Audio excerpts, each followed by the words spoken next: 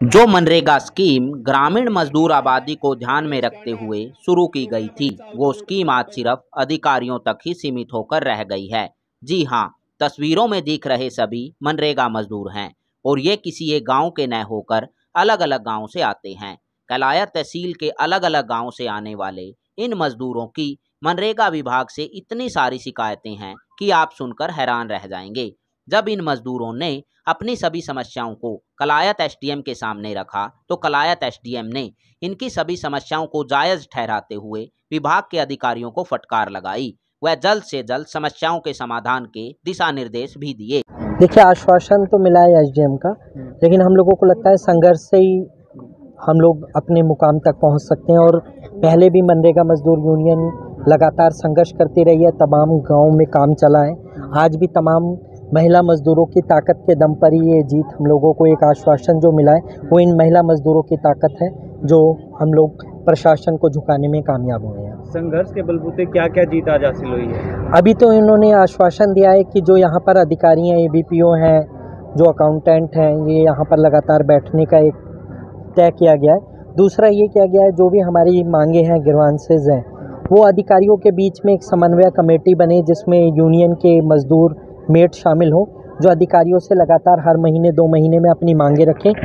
ये अभी आश्वासन हम लोगों को मिला है। लेकिन अभी हम लोगों का जो बड़ा मुद्दा है, हम लोगों को लगता है, क्योंकि देखिए मनरेगा योजना को जिस तरीके से भाजपा सरकार लगातार ख़त्म करने की योजना बना रही है, क्योंकि अभी 73,000 करोड़ का बजट है, उसमें से इस समय 70% बजट ख़त्म हो चुका है। बहुत से गाँव के अंदर 5 दिन मेट मजदूरों को काम मिलता है।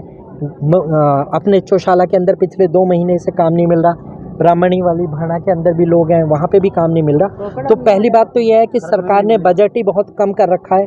तो हमारी एक मांग तो ये भी है कि ये बजट बढ़ाया जाए, मनरेगा का बजट बढ़ाया जाए। आज सरकारी कर्मचारी में डी ग्रुप का भी जो कर्मचारी है उसको लगभग 24-25 हज़ार तनख्वाह मिल रही है। तो सरकार खुद कह रही है कि डी ग्रेड के भी कर्मचारी को अगर वो 24,000 दे रही है, उस हिसाब से हम लोग कह रहे हैं मनरेगा मजदूरों को पर डे दिहाड़ी के हिसाब से 800 रुपये दिहाड़ी मिलनी चाहिए। क्योंकि इतनी गर्मी में दोपहरी में मज़दूर काम करते हैं, 331 रुपये बेहद कम मजदूरी है। हमारी एक ये मांग है कि 800 रुपये दिहाड़ी होनी चाहिए।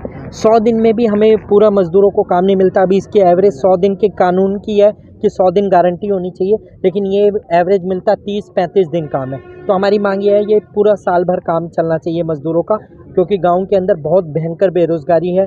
आज देश के अंदर 70-65% आबादी ऐसी है जो 20 रुपये से कम पे गुजारा बसारा कर रही है। तो हमारी ये मांग है कि ये पूरे साल भर योजना चलनी चाहिए। ये हमारी दूरगामी मांगे हैं। किन किन बातों पर जो है सहमति नहीं बन पाई? अभी तो ज़्यादातर जो बातें हैं उन पे सहमति बनी है। कुछ बातें ऐसी थी जो अधिकारियों ने कहा कि वो उनकी जानकारी में नहीं है, जो बेरोज़गारी भत्ते का मामला है। लेकिन मुझे लगता है कि एबीपीओ हैं और अगर वो जॉब कर रहे हैं पिछले 2-3 सालों से, तो आज एक मज़दूर को भी पता होता है कि भाई 15 दिन में काम ना मिलने के बाद बेरोज़गारी भत्ता दिया जाता है। तो इतने बड़े अधिकारी को अगर ये नहीं पता कि बेरोज़गारी भत्ते का भी नियम है, उन्होंने वहाँ पे उसके बारे में मतलब ये बताया कि भाई उनके नोटिस में नहीं है ये। तो एक ये असहमति का बिंदु था जिसमें उन्होंने कहा हम लोग देखेंगे कि बेरोज़गारी भत्ते का प्रावधान है या नहीं।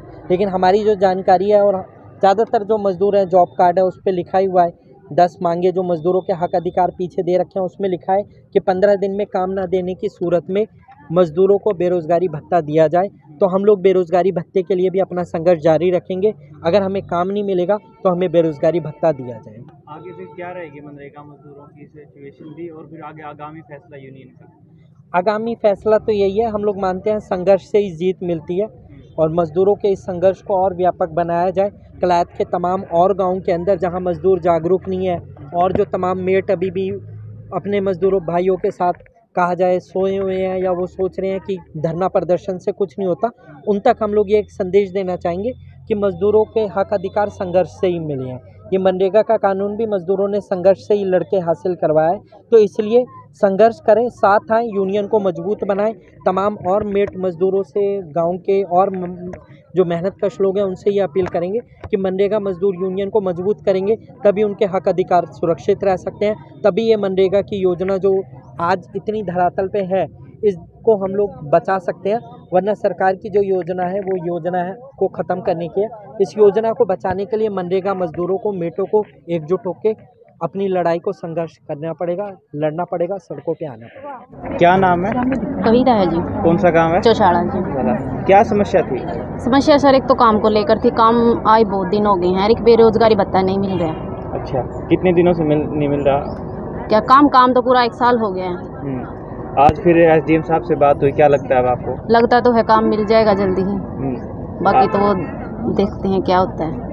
हाँ सर, देखिए आश्वासन तो सही मिला है, देखना ये है कि भविष्य में उसका इम्प्लीमेंट कितना होता है। उन्होंने जो हमारी मांगे थी बेरोजगारी भत्ते को लेके 15 दिन के अंदर काम उपलब्ध करवाना, उसको लेके एकदम से लिखित में एबीपीओ महोदय वहाँ पे बैठे थे, उनसे जवाब मांगा है। अगर उसका इम्प्लीमेंट नहीं होता तो उन पे मतलब 0 टॉलरेंस के साथ कार्रवाई की बात भी की है। और दूसरा उन्होंने कहा है कि एक कमेटी बनाई जाए पूरे ब्लॉक की, जो यहाँ के अधिकारी हैं उनके बीच में और मज़दूरों के बीच में मध्यस्थता का काम करे। तो ये बात हुई है। किसी बात को लेकर सहमति ना बन पाई, वो किस तरह की बात थी? देखिए सर, इसमें ये है कि बेरोजगारी भत्ते के लिए विभाग के कर्मचारियों को भी उसकी गाइडलाइंस का ही नहीं पता। तो उन्होंने कहा है कि हम आगे भविष्य में चेक करेंगे। और इसी बात पे एक वो आया है थोड़ा, जो अभी कंफर्म नहीं है चीज़ें। बाकी ये है निर्धारित समय के अंदर काम देने की मांग, या बीडीपीओ की तरफ से जो गैर जिम्मेदाराना रवैया रहा है उस पर बीडीपीओ ने कहा है, एसडीएम महोदय ने कहा है कि हम सख्ती से बात करें। आगे यूनियन का क्या फैसला रहेगा? यूनियन का फैसला ये है कि अगर मनरेगा मज़दूरों के हकों का ऐसे ही हनन होता रहा तो हम दोबारा से फिर आएंगे। फिर जैसे एसडीएम महोदय ने कहा कि मुझे सूचित कीजिए। और आज एक गांव के लोग हैं, 3-4 गांव के लोग हैं, कम संख्या है, 50-60 की संख्या है। मगर भविष्य में अगर ऐसा ही रवैया रहा गांव के अंदर, जिस तरीके से बेरोज़गारी है, तो यहाँ पे बड़े प्रदर्शन होंगे।